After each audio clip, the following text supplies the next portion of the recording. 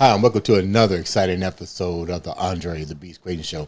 We're going back down Motown, rap, blues, the whole 9 yards. Today is special because let me tell you, every day is special. But today, we're going to go into the mind of a poet who turned his poetry into a craft, more importantly, into a message. He has basically amplified his brand to such a height that I had to have him on the show. If you're talking that beast mindset, this individual has that beast mindset. I'd like to welcome to the show the one, the only, Dead Silence. What's going on, big guy? Thank you, man. I can't complain. I'm prepping for a show tonight at the Jazz Kitchen, so it's a beautiful thing. These past 2.5 months, constant bookings. Really? Life is good. Yeah. Tell the viewers a little bit about actually who Dead Silence is, because that's your stage name. You have a beautiful first name. Appreciate that. Thank you. Tell the viewers what your first name is and how all this came about. So my real name is Miles Mason. I came up with Dead Silence because that's just how I move, and it was how I raised too. Action speaks louder than words. Right. So I was raised to do what you got to do, maintain and sustain that vision, move with some hope and faith, consistency, and guiding. So I don't really talk a lot, even when it comes down to performances. I say, hey, I'm gonna let the music speak for itself. Really? Yeah. I heard you perform at Uncle Sid's project that he does every year. Let's start there first. How did you connect with Uncle Sid and in the MECAP and the independent artists? Let's see. I think so. This goes back to like 4 to 5 years ago. I first networked with Skip, I believe. He did a video for me, and that was for Dead Silence Hustle Machine. So that was my first visual that really got popping like that. And I think it was either right before then or after I talked to Sid, and he really liked the record. So we did some business, and ever since that day, yeah, we hit each other up every now and then, just checkups, even outside of music business, hope all is well with you, hope you're taking care of yourself. And yep, every now and then he gives me that call, and I'm like, hey, I got you. Now you're from Indianapolis originally? Born and raised. What side? Northeast. Northeast? Yeah. Northeast will be what? So like Castleton. Castleton? Yeah. Oh, you're out here by me. Yeah. Yeah. Okay. But when did music really take off for you? Because you said that you started out really writing poetry. This wasn't something that you really had gravitated to in the beginning. Yeah. Let's see. So I was 9, and I never forget, I had a great boombox, and I was playing an Outkast. And you had a what now? A great boombox. Oh, see, some viewers won't know what that is, because I had a boombox with what? How many batteries did yours need to charge a 24 battery? Man, yeah. Look out of them things. And I never forget that moment. I was like, you know what? I bet I could do that. Something just clicked in me, like, gravitate to that. And it didn't really hit me that I really liked this passion until I first got my recording equipment. And it was a cheap janky set, but I was 15, and I never forget, like, just recording until I would get tired. Really? And yeah, I would go back until the verse was perfect, go back until the hook was perfect. And I didn't know anything about mixing at the time, mastering. I was just recording, and I liked the process. How did you know what a hook and all that? How did you even know how to even do it? And the reason that I say that, because I have a brother that Montez Lamont. He does what you do. He's an entertainer. He's a rapper. And I remember the first time I saw him write a song. And I was like, dude, you just did that in like blink of an eye. I mean, is it like that with you? How did you master your craft?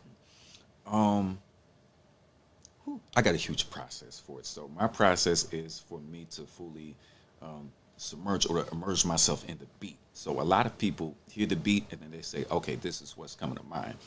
What I often do is I fit myself into the beat so that I complement the beat, Okay. not so that the beat is complementing me. So I like to merge the two. And what I do is I break down the melodies, tones, pitches that I want to use. Then I break down the different types of delivery pockets that I could hit within like a 2-3 minute span, which is the average time length for majority of my music. And then I will break down what to say. So by the time I'm done with my craft, I've already repeated this a good 300 or 400 times on an average basis. When I go into the studio, I know what to record, I know what to say, I know how to say it, and I know my vision as well. I'm like, okay, this is how I want it to sound. So when it comes down to these records that I do, even after that one studio session is done, I'm like, okay, this needs to get like 2 to 3 more studio sessions. Really? So I dropped this record called Vanilla Bean, Dead Silence Vanilla Bean. That took 5 studio sessions. Really? Yep. And I'm like, So okay, you're that deep with your craft, where yeah, most yeah, individuals yeah. probably go in and drop a track and out the door and not realize if it's really polished. Yeah. Oh yeah. I want to make sure everything is clean from even down to what I say down to the breath marks. Really? When I breathe, because I also see not only this from an audience perspective when they listen to it, I see this from a performing perspective as well. Right. Am I taking the right breath marks? Are the ad libs good? Is what I said good? Is the overall quality nice? Oh yeah, I think about this from several dynamics before I say, okay, stamp of approval. This is ready to go. What do you think? We saw a lot of artists at the event. You listen to a lot of artists. What makes you different from the past, the present, going into the future? I would say my ability to expand my creative standpoint. I don't have a consistent creative direction that has the same style. Throughout this project, the one that I just dropped, I dropped the album. It's 9 tracks. If you listen to all of these records, and you don't even have to press skip, a constant play. Each and every one of these has a different style. One's R&B, one's down south Texas chopped and screw style. I like that style too. Appreciate that. Yeah. Let's see. The one's West Coast. One's like a real intimate vibe. One's like real 90s hip hop lyrical. The other one is real deep. I talk about my past. So I'm able to break off these different types of styles and different types of tracks. So I would say it's my ability to expand my creative vision.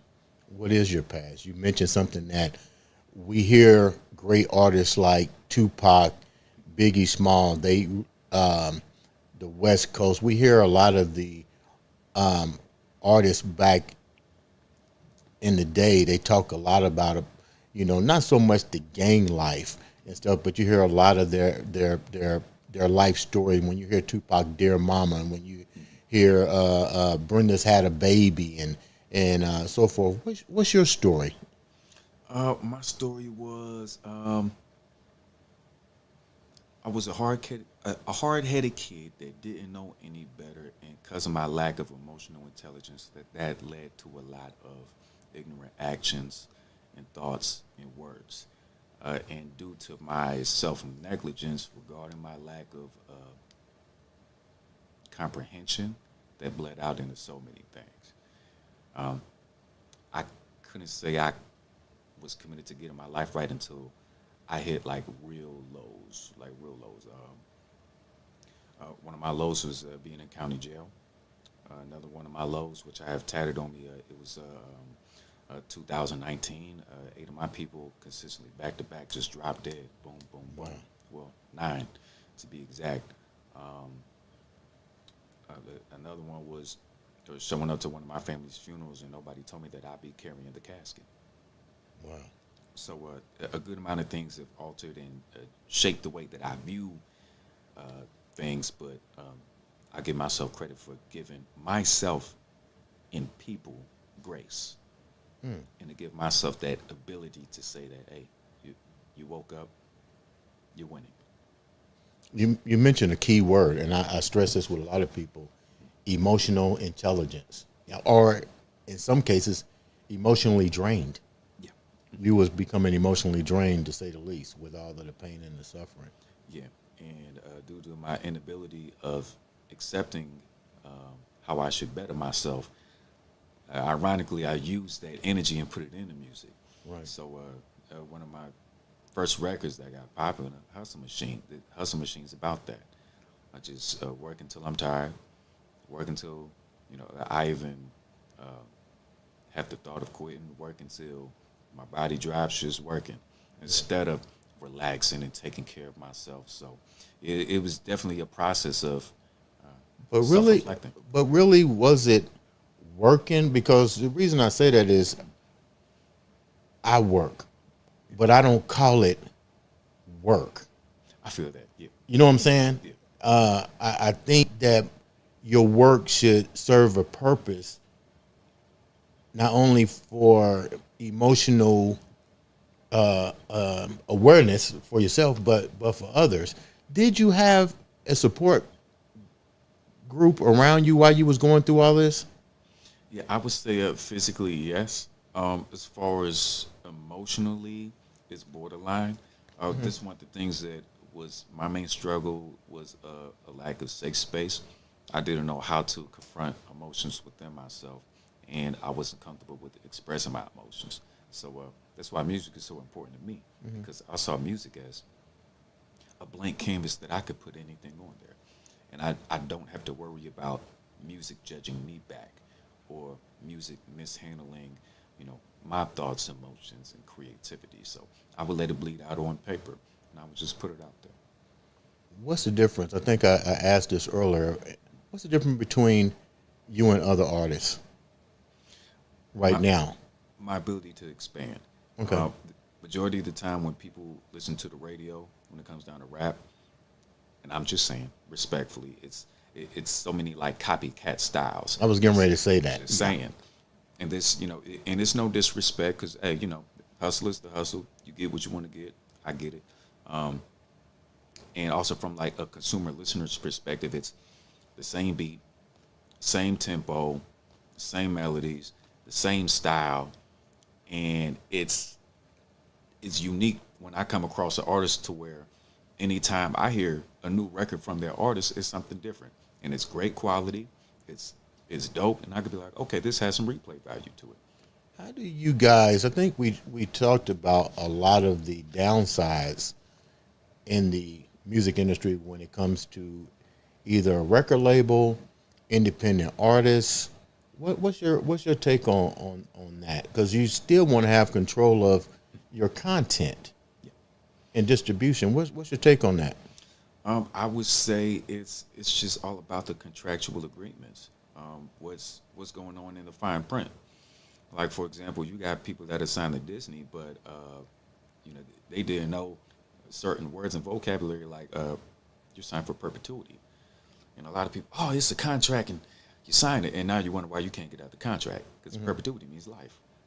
So um, I took the unique approach and took the sync licensing route and took my time to study the terminology of these contracts because I want to know. I didn't have a management team, and trials and tribulations were my mentor. What was the trials and tribulations? You mentioned something that's really key, especially dealing with contracts. How important? How did you actually learn to understand legal terminology as it relates to the music industry? I would say trials and tribulations, literally. So I didn't get my first great contract until the second time contracts came around. So the first contract that I signed, and I had no idea, but it was the first official deal that I could say that I had, and it was with the single licensing agency, and I gave them one record, and they're like, "Hey, we really want this. We want to do this, that, woo, woo." And I'm like, "Okay, cool, bet." So I scanned the contract, signed it, and they're like, "Okay, cool, bet, great." And it wasn't until I sat back for a couple of months, and I'm like, "Hey, what's going on?" I reached out to them, and they're like, so if we have more records, there's a probability of you getting a placement increasing." And I'm So like, your music wasn't getting placed in rotation with the radio stations that it needed to be, or on certain platforms. "No, not at all." And it wasn't until I sat back and I'm like, okay, I have to know what this is. I have to know what that means. I have to see what's best for me. And But what did then, they tell you the reason was? Not to move forward, but what did they tell you the reason was? You needed to give up more money. yeah. Did they make Nah, any nah. money off of you off of that? Now, so just how some people in the sync licensing game play it, they say the more quantity and quality, or most important is quantity, the more songs that they have from you, then the better chance that you have regarding you landing a placement. And it's half and half. The sync licensing agency that I'm with now, they've been giving me placements ever since I first signed with them. Well, technically, it backs up every 6 months. So if I get a placement now, What exactly is a placement for the viewers that are listening and don't understand what that means as far as the music industry? What does that mean, placement? so getting a placement means, well, first off, make sure you sign with BMI, ASCAP, agencies like that. As far as your writers is concerned, sync licensing placements. It's basically saying your song is on like TV, movies, and it's in the background. There's different ways to approach it, and it really depends on like the music director, that department that's in the background of the entertainment business, and they'll either put your instrumental of the song that you had out there, or they're gonna put the actual song and maybe like bits and pieces and chop it up with your vocals and the beat. That is Right tight behind to it. get your music on a movie. Oh yeah, Yeah. That's pretty. That's pretty smart. Appreciate that. Thank you. When what what do you think needs to happen in the industry? You went to the event. I was happy to see you perform, and you're actually awesome on stage. All the artists were, but you stood out to say the least. Thank you. What do you see that's handicapping artists today? I You think- was there with all these up and coming artists. They all hold down regular jobs. Yes. So some people would say right now it's a hobby, but you guys are trying to get out from the hobby into the mainstream. What do you see that needs to happen as far as the music industry right now? So I'll say two things, and it's I'll You was getting ready to say three things. yeah, I was thinking about it. So I think the most important thing is that the music industry, and I say this in the most respectful way, financially is going down the drain. There's certain things that's being taxed that didn't used to be taxed. And at the same time, there's no money if we're talking about streams. People are getting paid 0.003 of a cent. Which is zero. Yeah. Exactly. Yeah. So I would say what needs to happen is, one, any artist, regardless if they're signed or not, they got to do their research regarding music business and networking and marketing. And number two, the music industry, if we're talking about these companies and organizations, need to be more lenient regarding benefiting the artist. And I get it. Majority of the time when people sign these labels, you get an advancement and the company's already in the red. They're hoping that within the time span of when they gave you this contract, 2 to 3 years, let's say, that you can get them out of the red into the positive. Now people are making money, but majority of the time, people don't fulfill the numbers that's in these contracts. And people wonder why the same people, you don't hear them after 3 years. Right. Contracts up.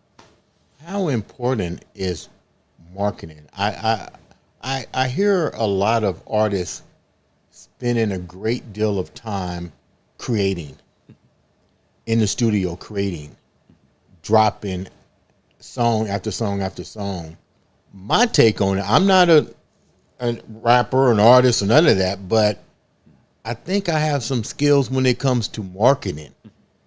I'm more like, I would rather take time to listen to a track over and over and over and over and over to start to resonate before I'm dropping so much food on my plate that I can't digest it. What is your take on that? I would say it's great for artists to give themselves space. So like you said, you don't have to keep creating and creating and creating. Eventually, you have to see this from a consumer's perspective and to say, how can I take what I create and put this in front of different eyes on a consistent basis? So like, for example, Google ads. That's real effective. Some people go, the social media route, which I get that. Some people, you will go out to these events, and which I like to do, get my face familiar, network. Hey, what type of events do you have going on? Do you have a opener or a slot that needs to be fulfilled? Hey, I'm here for you. So there's different ways to approach that. I do wish that more artists would get into that. It's way deeper than just creating. In fact, the business part is really 90% of it. Creating is really just 10%. Mm-hmm. Yeah.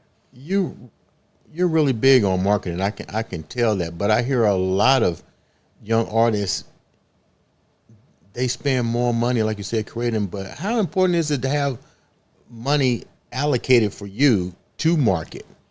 You got to do one or the other. You know what I mean? If you're going to spend, this is just me. I'm just spitballing here. You ain't lying. I don't need another angry rapper. You ain't lying. You ain't lying. But I'm looking at success in front of me right now. You pretty much mastered this game. How important was it for you to allocate a certain budget, not only for marketing, but for your studio time and so forth? And how did that pay off for you in the long run? I would say it should be, outside of creating, well, when you're done creating, that should be a number one priority. And what often happens is artists, they would create, and then they would drop, and then they would push it a little bit, and then they would stop. Mm-hmm. When in actuality, the budget gets low. And then they're like, okay, I'm going to take a little break and then create. My standpoint is I would create, give myself a break, so I could set aside a budget so that by the time I do drop, now I have a specific budget when it comes down to marketing. It's so important that when, and this is recent, this year, so I dropped the Dead Silence Through the Fire, THRUTHEFIRE. I dropped that album, and then, I kid you not, spent some money on marketing, ads, and I could say I've been booked ever since. And I dropped that like a good 2.5, 3 months ago. So roughly how much was your marketing for that particular album? How much did you wind up probably spending? Because clearly you got return on investment. Yeah. On it. I would say dang near 500. Wow. Mm-hmm. Now, is this what you're doing, is this your full-time occupation, or you actually work another job? I work another job. I wish it was full-time, but okay. Yeah, I work another job. What's your end game? My end game, and it's a reach, because I know how I'm just saying, I know how the industry is when it comes down to contracts and these record labels and companies and just how things are financially now. My end game is to have a solid contract that benefits me in a financial way, and to be signed with a company that respects my boundaries. That's why I said it's a reach. I wasn't even thinking that. You know what I thought you was gonna say? I want my own record label or my own company, because you seem really knowledgeable with this. You know what I mean? Has that ever? Look, now you're thinking. Yeah, see, thank you. That's what I thought you was gonna say. Your end game was. Well, I mean, with that much knowledge, I mean, look what you can give to somebody else. You know what I mean? True. You ever thought about it? Well, now I am. I appreciate it. Thank you. You know what? Yeah, okay, I would say that is number one now. Yeah, because so many artists struggle to see it from a standpoint of a consumer perspective outside of themselves. Like, put your pride and ego to the side, artists, and really improve your craft from an artistic perspective and a business side too. Right. And I really enjoy learning the business aspect, because that's what a lot of people need. How come it's difficult? Let's do two parts. How come it's difficult for some artists? Because we get music to get played on our iambeast radio station, and when we tell them it has to be clean, and it's almost like I stabbed them in the back. It's like they can't transition their song. And it's funny because some of the songs are really great. And I'm thinking, why do you have to put the profanity in it as I'm starting to get used to it? Why does it have to be a degrading mark in this as I'm enjoying, like you said, the beat, the hook, the whole 9 yards? Why do you think some artists have a hard time transitioning their message when their message can be just as amplified without the ad libs? I would say lack of flexibility, Okay. and I'm just saying lack of professionalism as well, and a lack of being open minded. My main thing is this, and I'm saying this as an artist. As an artist, it is your sole duty to create and to be flexible from all perspectives. So, hey, if you come to me and say, hey, I need everything to be clean, then it should be nothing. I'm just saying, as an artist, let's say hypothetically I did cuss in a lot of music. I should be able to go back to my engineer. Hey, if you could bleep these parts out, or if you could sub this in with different words, I'm gonna get back in the booth. Boom, that should be nothing. Instead of me throwing hissy fits and passive aggressiveness, temper tantrums, and all that. So people just have to do what's necessary. When it comes down to platforms, I'm just saying there's rules and regulations. You have to abide by the rules and regulations. If not, then maybe your pride and ego just is telling you that you're not built for it.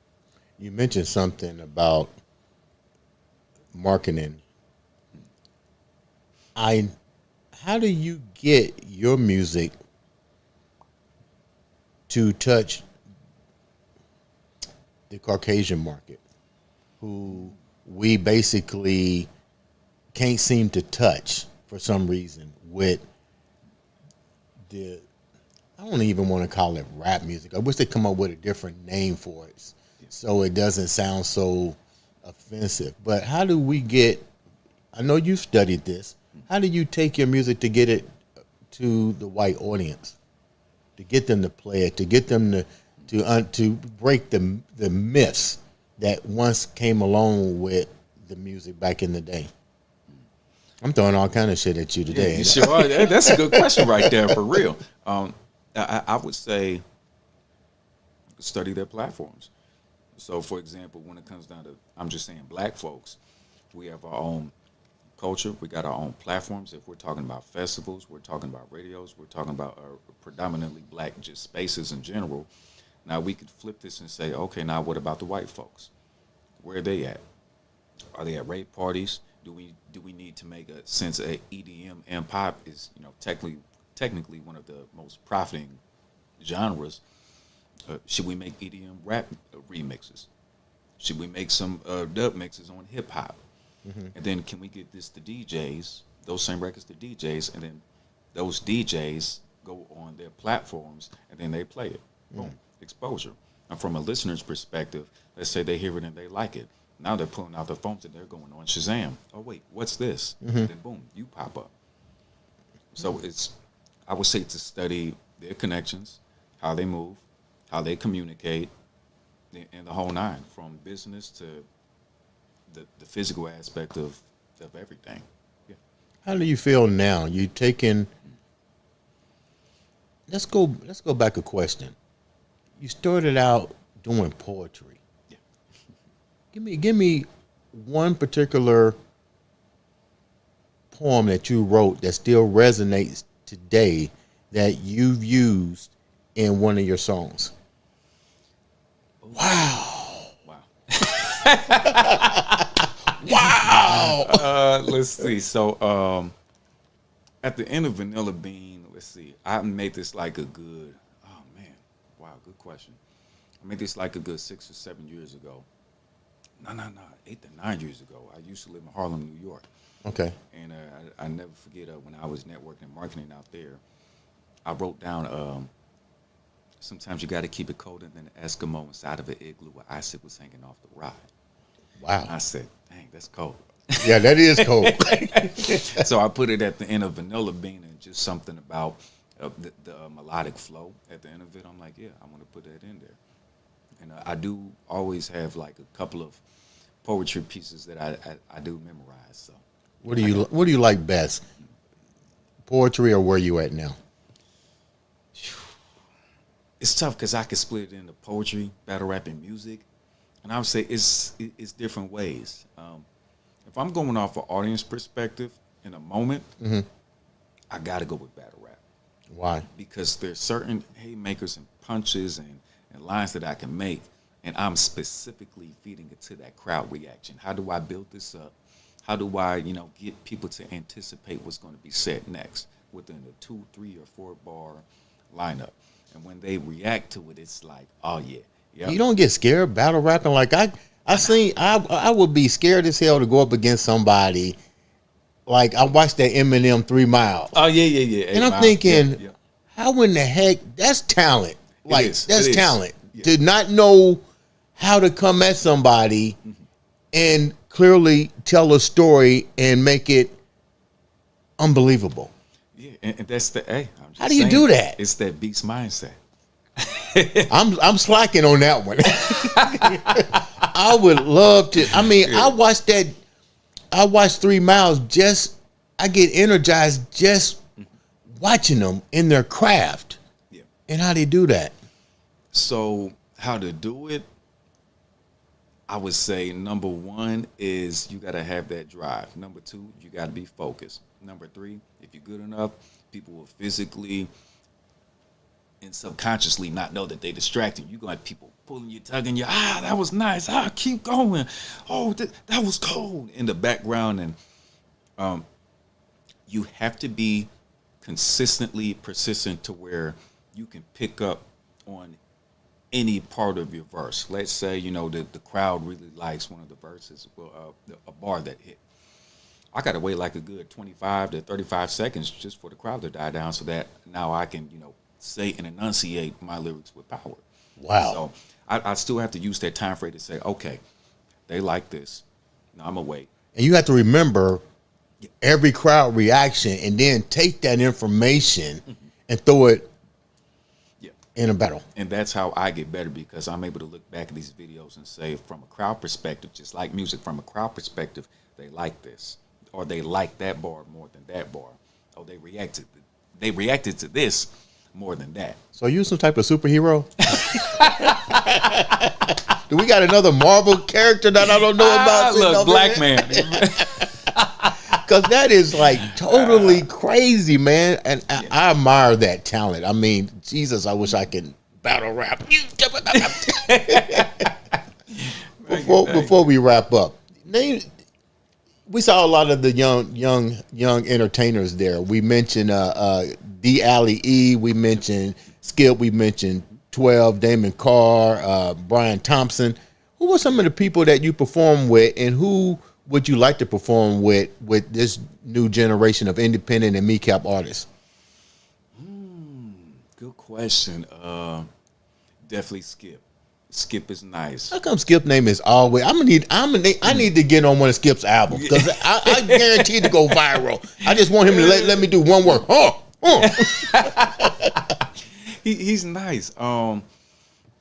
Every now and then when I see him perform, I just give him his roses because it's his storytelling ability, his performance ability as well. And a lot of people sleep on that. You have different types of performance styles. And you can tell when people have mastered their craft from a performance perspective. Mm-hmm. He performs great.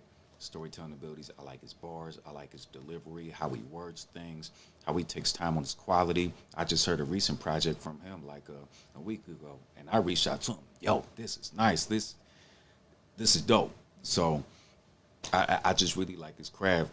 And on top of that, I would like to collab with B12. I'll never forget hearing him perform with Kelsey Marie, and he really gives off that rest in peace to his soul, DMX type of vibes. Yeah, that song with Kelsey Marie and him is like, is it Timeless? Is that what it's called? I think it is. Man, that song is like, smooth. Wow. Smooth. So I would like to see how, we could develop that chemistry from his voice, my voice, both of our creativities, and just seeing how that will mesh. That would be dope. Yeah. You picked some great artists. Seriously, some great artists. Before we wrap up, you mentioned that you also do some R&B type stuff too. Yeah. Really? How did that even come about?